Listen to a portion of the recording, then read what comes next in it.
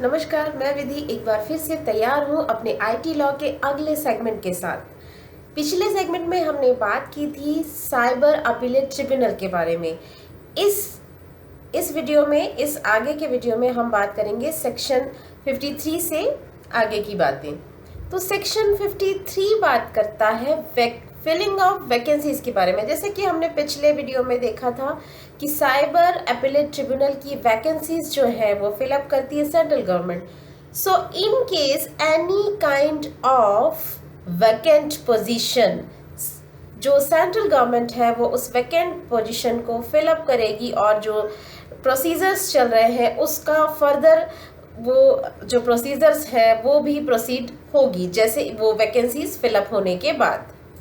Section 54 बात करता है रेजिग्नेशन और रिमूवल के बारे में। दैट मीन्स जो साइबर अपीलेट ट्रिब्यूनल का प्रिजाइडिंग ऑफिसर है वो उस रिजाइन कैसे करेगा और उसका रिमूवल कैसे होगा।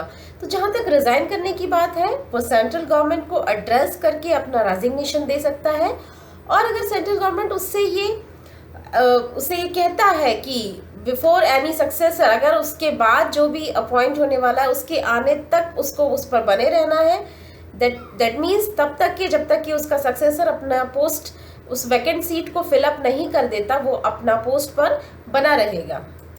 और जहाँ तक रिमूवल की बात है तो any kind of misbehaviour, incapacity के बेसिस पर प्रिसाइडिंग ऑफिसर का रिमूवल हो सकता है आफ्टर इंक्वायरी मेड बाय जज ऑफ सुप्रीम कोर्ट। इस प्रोसेस, विथ दिस प्रोसेस जो प्रिसाइडिंग ऑफिसर है उसका रिमूवल होगा। नेक्स्ट सेक्शन 55 बात करता है कि जो साइबर अपीलेट ट्रिब्यूनल है वो ट्रिब्यूनल जो भी ऑर्डर देगा दैट विल बी फाइनल, और उसका कोई ऑर्डर जो है वो इसी बेसिस पर इनवैलिड नहीं होगा कि उसके कॉन्स्टिट्यूशन में किसी तरह की इनकंसिस्टेंसी। दैट मीन्स अगर उसका कॉन्स्टिट्यूशन, दैट मीन्स वो जिस तरह से बना है उसका जो गठन है उसमें अगर किसी तरह की कोई ड्रॉबैक है, कोई त्रुटि है, तो केवल इस बेसिस पर उसका कोई जो डिसीजन है वो क्वेश्चनेबल नहीं होगा। सेक्शन 56 साइबर अपीलेट ट्रिब्यूनल के स्टाफ की बात करता है। दैट मीन्स ऑब्वियसली अगर कोई काम करना है तो उनको एक स्टाफ चाहिए होगा जो सेंट्रल गवर्नमेंट उनको प्रोवाइड कराएगी, और वो स्टाफ जो है उस अपीलेट ट्रिब्यूनल के अंडर काम करेगा और उसकी सैलरी और अलाउंसेस जो है वो सब कुछ सेंट्रल गवर्नमेंट डिसाइड करेगी।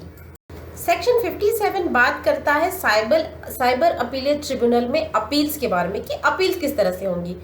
तो कोई भी अग्रीव्ड पर्सन जो कंट्रोलर या एडजुडिकेटिंग ऑफिसर के वजह से अग्रीव्ड है या वो अपील करना चाहता है तो यहाँ पर अपील कर सकता है। ये साइबर अपीलेट जो ट्रिब्यूनल है वो उसको इसके लिए परमिट करता है कि यहाँ पर वो अगर आपको कोई प्रॉब्लम है, कंट्रोलर से की कुछ प्रॉब्लम है, एडजुडिकेटिंग ऑफिसर के बारे में जो हमने पढ़ा था उससे अगर आपको कोई प्रॉब्लम है तो वहाँ पर आप अपील कर सकते हैं।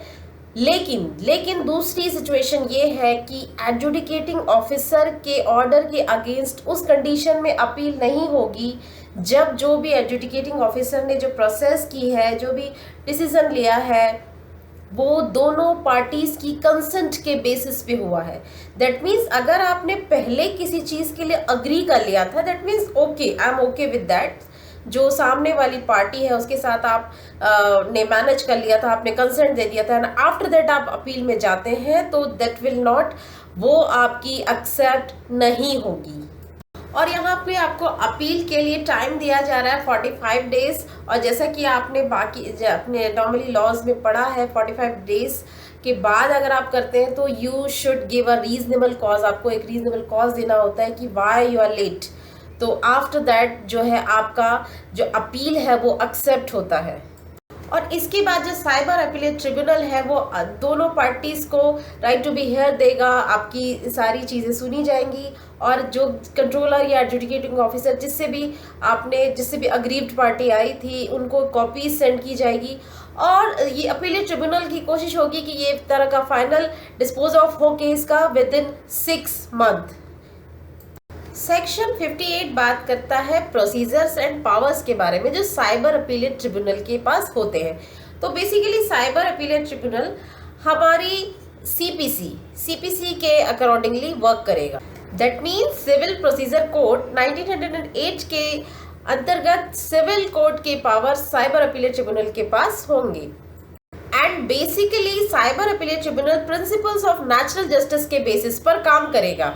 और जैसा कि आप जानते हैं सिविल कोर्ट के सारे पावर्स है, दैट मीन्स समनिंग करना और एविडेंस एक्सेप्ट करना, रिव्यू करना, एग्जामिनिंग ऑन ओथ, विटनेस को एग्जामिन करना, एक्स पार्टी डिसीजंस देना, जो सारे सिविल कोर्ट्स के पावर आप पढ़ते हैं वो सारे पावर साइबर अपीलेट ट्रिब्यूनल को दिए हैं। इस तरह जो साइबर अपीलेट ट्रिब्यूनल है वो एक सिविल कोर्ट होगा और इसकी प्रोसीडिंग्स जो है वो जुडिशियल प्रोसीडिंग्स होंगी। सेक्शन 59 लीगल रिप्रेजेंटेशन की बात करता है, दैट मीन्स जो अपीलेंट है वो अपनी तरफ से पर्सनली या लीगल रिप्रेजेंटेटिव के थ्रू, लीगल प्रैक्टिशनर के थ्रू जो है अपील कर सकता है। सेक्शन 60 बात करता है कि लिमिटेशन एक्ट 1963 के जो प्रोविजंस है जो किसी भी अपील की लिमिटेशंस में अप्लाई होते हैं वो सारे साइबर अपीलेट ट्रिब्यूनल में भी अप्लाई होंगे, जिस तरह से वो लिमिटेशन एक्ट में जो है जिस तरह से अप्लाई होते हैं। अब सेक्शन 61 बात करता है कि सिविल कोर्ट का कोई जुरिडिक्शन नहीं होगा, दैट मीन्स ऑब्वियसली कोई एडजुडिकेटिंग ऑफिसर या साइबर अपीलेट ट्रिब्यूनल जब इस पर बात कर रहा है या उसके सामने अगर इस तरह का कोई इशू चल रहा है तो ऑब्वियसली सिविल कोर्ट के पास पावर नहीं होगा कि वो किसी तरह का इंटरप्शन करे या किसी तरह का कोई ऑर्डर इशू करे या कोई इंजंक्शन दे। इस तरह का पावर जो है सिविल कोर्ट को ड्यूरिंग दैट प्रोसेस नहीं होगा। अब सेक्शन 62 बात करता है फर्दर अपील की, दैट मीन्स अगर साइबर अपीलेट ट्रिब्यूनल से भी आप सेटिस्फाइड नहीं हो, जो कि जनरली लोग नहीं होते, तो अपील टू हाई कोर्ट, आप हाई कोर्ट में फर्दर अपील कर सकते हैं एनी काइंड ऑफ डिसीजन जो है साइबर अपीलेट ट्रिब्यूनल का जो जिससे आप सेटिस्फाइड नहीं है।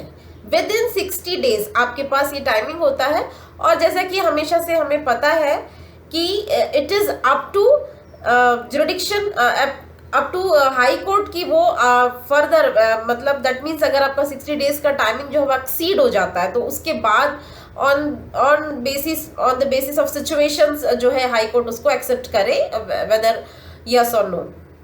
सेक्शन 63 बात करता है कंपाउंडेबल ऑफेंसेस के बारे में, दैट मीन्स इस एक्ट के अंदर जो भी प्रोसीडिंग्स है, जो भी ऑफेंसेस हो रहे हैं वो कंपाउंडेबल होंगे, लेकिन इसका जो भी कंपाउंडेबल ऑफेंसेस का जो भी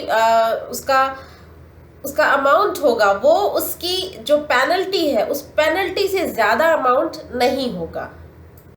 and another one situation is that कि अगर आपने एक बार कंपाउंडेबल ऑफेंस जो था आपका, आपने उसका कर लिया, उसका कंपाउंड शमन कर लिया एंड 3 साल के अंदर ठीक वैसा ही कोई ऑफेंस अगर वो करता है तो फिर वापस से ये कंपाउंडेबल नहीं रह जाएगा। दैट मीन्स इसके पहले वाली जो सिचुएशन हमने पढ़ी वो सिचुएशन उस पर अप्लाई नहीं होगी। सेक्शन 64 बात करता है रिकवरी के बारे में, दैट मीन्स जो पेनल्टी है उसकी रिकवरी कैसे होगी अगर आप पेनल्टी नहीं देते हैं, तो वो आपके एरियर ऑफ लैंड रेवेन्यू के अकॉर्डिंगली जो है, जिसको हम कहते हैं भू राजस्व के रूप में वसूली करना, इस तरह से वो जो है आप जो आपका पेनल्टी है वो रिकवर किया जाएगा। और ड्यूरिंग दिस पीरियड जो आपका सर्टिफिकेट है, लाइसेंस है, वो सब कुछ सस्पेंडेड होगा। सेक्शन 65 बात करता है टैम्परिंग विथ कंप्यूटर डॉक्यूमेंट्स और कंप्यूटर सोर्स डॉक्यूमेंट्स। अगर कोई भी किसी कंप्यूटर सोर्स जो भी ऑब्वियसली जैसे कि होता है कोई भी डॉक्यूमेंट आप सेव करके रखते हो सिस्टम पे, लैपटॉप पे, मोबाइल में, तो अगर कोई जानते हुए उसको डिस्ट्रॉय करने की कोशिश करता है, उसको स्टील करता है, किसी तरह का उसमें कुछ चेंजेस कर देता है, कुछ मॉडिफिकेशन कर देता है, जैसे कि आपने देखा होगा आपके कुछ मोबाइल में डाटा होते हैं, लैपटॉप में डाटा होते हैं, आप देखते हैं कि आपने कहीं पेन ड्राइव लगाई और सारा जो डाटा है आपका स्टील हो गया, या कहीं आप कंप्यूटर सेंटर पे जाते हैं उसने आपकी इंफॉर्मेशन कॉपी कर ली, तो ये सारा कुछ जो होता है ये it is an offence under this act, और ये ऑफेंस पनिशेबल है with 3 years punishment plus penalty. ये अगर इस तरह का कोई भी ऑफेंस करता है तो that it will amount to imprisonment and penalty. 66 बात करता है कंप्यूटर रिलेटेड ऑफेंसेस के बारे में, दैट मीन्स कंप्यूटर से रिलेटेड ऑफेंसेस कोई डिसऑनेस्टली और फ्रॉडुलेंटली अगर करता है, डिसऑनेस्टली और फ्रॉडुलेंटली जो वर्ड है ये आईपीसी में सेक्शन 24 और सेक्शन 25 में जिस तरह से डिफाइन किए गए हैं उसी तरह से कंसीडर किए जाएंगे। इस तरह का कोई अगर ऑफेंस करता है that means imprisonment of 3 years and penalty, both will apply. तो हमारा आज का वीडियो बस यहीं तक। आगे हम बात करेंगे कुछ कंट्रोवर्शियल इश्यूज के बारे में, क्योंकि इसके आगे जो हमारी सेक्शंस हैं वो अपने आप में बहुत बड़ी कंट्रोवर्शियल सेक्शन है और उनके बारे में हमें डिटेल में बात करनी होगी। इसीलिए हम अगले वीडियो में उनके बारे में खास तौर पे डिटेल से बात करेंगे। तब तक के लिए आप जुड़े रहिए हमारे साथ, हमारे चैनल के साथ। लाइक करिए, कमेंट करिए, शेयर करिए, सब्सक्राइब करिए और बेल आइकन को भी ज़रूर प्रेस करिए। तब तक के लिए जुड़े रहिए हमारे चैनल के साथ, जिसका नाम है थोड़ा लॉ थोड़ी लाइफ। मिलते हैं अगले वीडियो में, तब तक के लिए नमस्कार।